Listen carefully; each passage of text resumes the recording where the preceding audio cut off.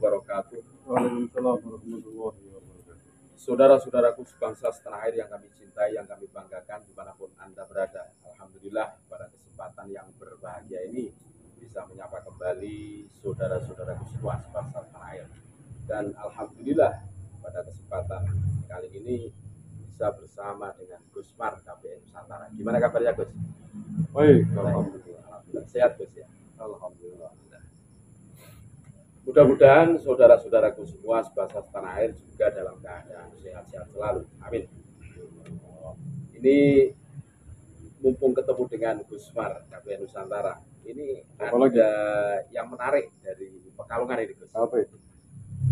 Surat, bikin surat. Idaroh Aliyah Jamiyah Ahli Thoriqoh Al-Muqtabaroh An-Nabiyah. Ngurus pusat Jatman. Iya. Tentang apa itu? Kami bacakan dulu ya. Idaroh Aliyah Jamiyah Ahli Thoriqoh Al-Muqtabaroh An-Nabiyah. Ini ada SK Pekalongan 29 September 2024. Undangan menghadiri silaturahmi nasional ulama, umarok, TNI, Polri, dan tokoh lintas agama. Kepada yang terhormat pengurus Idaroh Wusto se-Indonesia di tempat.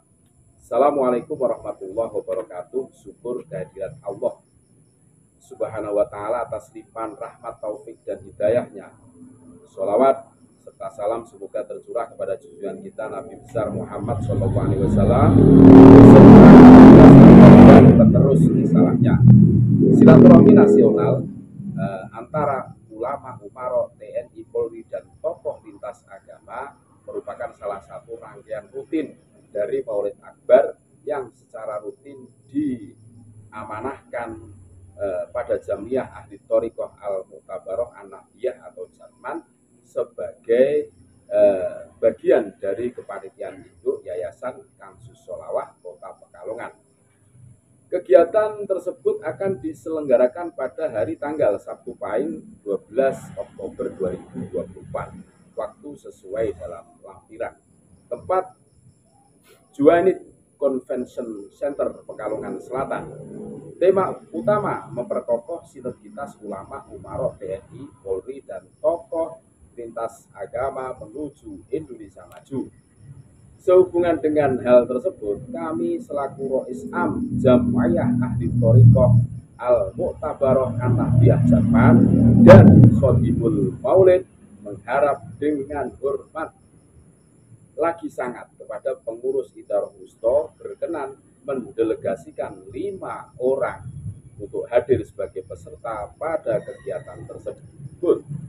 Adapun rincian peserta sebagai berikut: 1 mursyid thoriqoh, 2 ulama pengurus Jatman, 1 pengurus Lajnah Wanita Thoriqoh An-Nabiyah atau Watonah, 1 pengurus Lajnah Matan. Dalam daftar nama dikirim ke panitia Silatnas paling akhir tanggal 10 Oktober 2024. Keterangan panitia hanya menyediakan akomodasi dan transportasi lokal Pekalongan. Demikian atas perhatiannya berkenan Bapak, Ibu, Saudara, kami ucapkan terima kasih. Wassalamualaikum warahmatullahi wabarakatuh. Rois Am Jatman atau Khatibul Maulid Dr. Habib Muhammad Lutfi Ali bin Yahya. Ini yang bertanda tangan cuma Habib Lutfi, sekretarisnya tidak ada. Tanpa sekjen. Tanpa sekjen. Ini gimana tanggapannya tentang surat ini? Padahal kalau kita cermati masa khidmatnya Rois Am Jatman itu kan terakhir September 2023. Iya. Ini gimana ini? Oke, terima kasih Kang Jo. Yang pertama tentang mata kegiatan pada surat tersebut adalah kegiatan yang baik, tidak ada masalah, dan itu sering dilakukan. Silaturahim nasional. Ya. Intinya tajuknya, temanya keren. Tapi memang ada beberapa hal yang membuat pertanyaan publik saya kira. Yang pertama tadi tentang suratnya yang ditandatangani oleh ketua umumnya atau Rois Am-nya. Biasanya kan organisasi ketua dan sekjen. sekretaris. Nggak tahu ini kenapa. Obat mungkin. Sekjennya kan Pak Mas Budi kalau nggak salah. Alam yang tahu ya Pak Lutfi dan Pak Mas Budi sendiri. Yang kedua, di situ masih menggunakan surat kop resmi pengurus pusat Jatman dan Pak Lutfi Binyaya masih menganggap diri sebagai ketua umum Jatman. Padahal seperti yang kita tahu, selain persoalan bahwa para pengurus Jatman tingkat provinsi yang sudah menganggap bahwa kepengurusannya Pak Lutfi adalah sudah dimisioner, sudah habis masa waktunya, dan itu dibuktikan dengan langkah-langkah sejumlah pengurus Jatman baik di tingkat pusat maupun di tingkat provinsi yang beberapa waktu lalu sowan ke PBNU, kemudian dilakukan pertemuan silaturahim di Surabaya, Jawa Timur, yang intinya meminta kepada PBNU untuk menyelesaikan organisasi di tingkat Jatman karena dianggap bahwa pengurusan Jatman sudah habis masa waktunya atau sudah tidak berlaku lagi, sudah dimisioner. Nah, hasil pertemuan Surabaya itu sebagaimana kita ketahui dan kita pernah bahas di video sebelumnya, itu adalah menyerahkan kepada PBNU untuk mengambil keputusan terkait dengan keorganisasian Jatman, termasuk Muktamar Jatman. Artinya itu membuktikan bahwa kepengurusan Propisam Jatman Pak Lutfi itu sudah dianggap tidak berlaku. Kalau masih berlaku, mestinya kan tidak perlu diserahkan ke PBNU. Ya. Itu artinya bahwa mereka sudah menganggap bahwa Jatman sudah tanpa pemimpin lagi. Sehingga kemudian untuk pergantian kepengurusan itu diserahkan kepada PBNU. Dan PBNU kalau tidak salah pasca pertemuan Surabaya itu kan memberikan jawaban bahwa akan segera diadakan sidang pleno PBNU untuk membahas tentang Muktamar Jatman untuk membentuk kembali kepengurusan barunya. Nah, itu ya yang pertama. Jadi menurut saya ini cukup aneh juga karena ketika Pak Lutfi Binyaya masih menggunakan kop resmi Jatman dan masih menganggap diri sebagai Propisam Jatman. Mungkin secara administratif mungkin masih bisa debatable ya, masih bisa diperdebatkan. Tetapi secara moral kalau saya sebagai Pak Lutfi Binyaya, secara moral malu saya, karena sudah kehilangan legitimasi, kehilangan kepercayaan dari pengurus-pengurus Jatman di bawahnya. Ya, kalau saya malu, ya sudah kan orang-orang di bawahnya sudah tidak percaya lagi, sudah menyerahkan ke PBNU. Ikuti saja, tinggal membuat permohonan maaf atau pengunduran diri.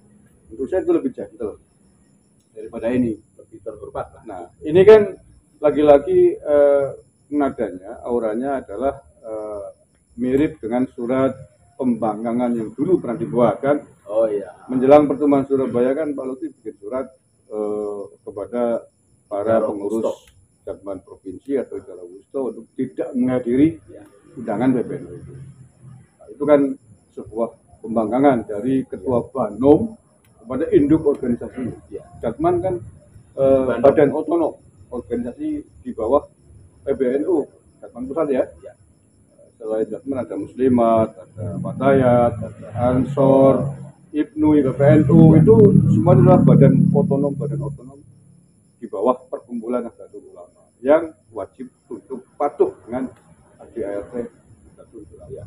Ada ketua umum Jatman, ketua umum Banom membantah melawan kepada kebijakan PBNU, itu namanya makar, pembangkangan. Ini kan sama bahwa kepengurusan para mursyid di tingkat alia dan juga provinsi sudah sepakat ya menyerahkan penyelesaian organisasi Jatman ke PBNU, masih ada keluar surat seperti itu mengatasnamakan Pak Islam. Ini kan menurut saya adanya juga semi-semi pembangkangan ya atas pertemuan sebelumnya. Nah, yang terakhir atau mungkin belum terakhir ya, saya melihat ini mungkin agitasi Pak Lutfi Binyaya mungkin masih cek ombak tentang dirinya. Apakah masih laku, masih dipercaya, masih diikuti atau tidak oleh para pengurus Jatman di tingkat provinsi. Ini yang dibaca dari provinsi ya? Bukan. Instruksinya itu bukan ke Bintaro Pusto, tapi Bintaro Subiah Kabupaten. Kalau Subiah Kabupaten. Kalau Wusto, berarti mungkin semuanya. Mungkin semuanya, baik Bintaro Wusto dan Bintaro Subiah atau Kabupaten, pengurus Kabupaten, diundang semua mungkin. Nah, bisa jadi itu. Jadi sedang mencoba apakah undangan saya ini masih diindahkan oleh pengurus-pengurus Jatman baik provinsi maupun kabupaten. Nah, ini tentu saja akan sangat bergantung kepada pengurus-pengurus Jatman, para guru-guru mursyid, ulama-ulama thariqah baik di tingkat provinsi maupun kabupaten di seluruh Indonesia. Saya tidak bisa memprediksi, tapi setidaknya kalau para mursyid, para pengurus Jatman membaca peta, melihat situasi, melihat dinamikanya, sampai kemudian PBNU mengundang para pengurus provinsi di Surabaya kemarin, mestinya sudah bisa memutuskan. Saya tidak akan mempengaruhi, saya tidak akan memprovokasi. Beliau sudah kiai sepuh, guru-guru mursyid yang sangat bijaksana, pasti tahu mana yang harus diikuti. Sudah paham lah. Ya, sudah paham mana yang harus lebih diikuti. Apakah PBNU ataukah pribadi Pak Lutfi bin Yahya? Mana yang lebih bermanfaat? Ya. Karena kita sedang berorganisasi ya. Kita sedang berorganisasi yang organisasi itu terikat dengan peraturan besar di Nahdlatul Ulama. Beliau para guru mursyid baik yang di tingkat kabupaten maupun provinsi yang dari pengurus Jatman itu semuanya paham, dan tentu saya tidak bijak untuk menggurui beliau itu. Pasti beliau sudah sangat berpengalaman, bisa memutuskan apakah akan ikut keputusannya PBNU ataukah mengikuti instruksi Lutfi bin Yahya Pekalongan terkait organisasinya. Itu kalau kita melihat merujuk dari surat organisasi.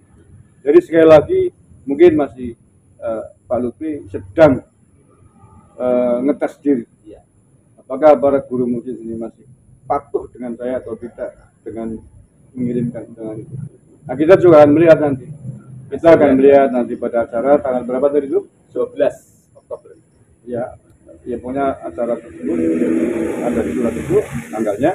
Kita akan melihat kalau misalkan pada hari para guru mursyid, para pengurus Jatman yang juga seluruh Indonesia itu datang berbondong-bondong semuanya, berarti masih menganggap dengan Pak Lutfi bin Yahya sebagai Rois Am. Ya masih menghargai. Tapi kalau ternyata besok yang datang cuma mungkin 5% atau 10% gitu ya, berarti ya harus lebih bisa evaluasi, bisa berubah diri. Ternyata sudah tidak lagi dianggap sebagai Rois Am, karena ada keputusan musyawarah bersama yang organisasinya segera mendesak harus diselesaikan di muktamar yang otoritasnya sudah diserahkan kepada PBNU. Saya kira itu yang muncul. Terima kasih Gus atas paparannya mengenai surat instruksi dari Habib Lutfi yang bertanda tangan tunggal Habib Lutfi, tidak ada sekjennya. Itu aneh itu, dan tidak seperti biasanya. Kalau Banom itu biasanya ya, ketua sama sekretaris. Iya. Kalau NU malah 4. Ya kalau tidak ada sekretarisnya berarti bikin surat sendiri, ditandatangani surat sendiri. Itu di luar kebiasaan. Banom itu lazimnya adalah ditandatangani ketua dan sekretaris. Kalau NU malah 4. Surat-surat resmi yang dikeluarkan oleh NU di seluruh tingkatannya, mulai ranting, MBC, cabang, sampai pusat, itu surat resmi NU harus 4 yang tertangan. Rois Surya, ya. Kalau tingkat umumnya Rois Am, kalau PBNU ya, Katib Am, terus ketua umum dan sekjen, dan seterusnya sampai bawah. Tiba-tiba ada surat resmi PBNU kok ya, tanda ketua umumnya, wah ini dipertanyakan. Ada apa ini tidak sesuai dengan ADAR? Sama dengan Jatman ini, wes. Ya, kita bertanya ini ada apa dengan Pak Masudi, apakah sudah? Karena Pak Masudi itu waktu pertemuan Surabaya kalau tidak salah datang di pertemuan Surabaya ketika dipertemukan oleh PBNU dan para kiai. Katanya begitu. Saya sih nggak datang ke sana, tapi infonya Infonya. Terima kasih, Gus, atas Oke. paparannya. Mudah-mudahan. Terakhir. Oh iya. Jadi sekali lagi saya tidak akan memprovokasi, mengarahkan para pengurus Jakman di tingkat provinsi kabupaten untuk hadir atau tidak. Ya. Tapi saya hanya mengingatkan bahwa ketika kita berorganisasi, ya, di NU atau di mana pun, ya mari kita taati peraturan-peraturan atau AD/ART yang ada di organisasi tersebut, termasuk di Jakman apalagi di NU. Semuanya punya buku besarnya, buku panduannya. Tidak boleh sekepena-kepena. Tidak boleh atas dasar like and dislike, tapi harus atas peraturan-peraturan yang ada di aturan dasar dan aturan rumah tangga. Itu apalagi NU ya, Gus. Baik. Jadi harus kita jaga ya. Oke, sudah saya kira. Terima kasih Gus atas pemaparannya yang luar biasa. Mudah-mudahan mencerahkan kita semua, memberikan edukasi kepada kita semua. Terima kasih. Semoga Gusmar sehat-sehat selalu, Gus. Amin. Terima kasih doanya. Terima kasih saudara-saudaraku semua sebangsa setanah dan tetap NKRI harga mati Nusantara milik kita. Assalamualaikum warahmatullahi wabarakatuh. Waalaikumsalam warahmatullahi wabarakatuh.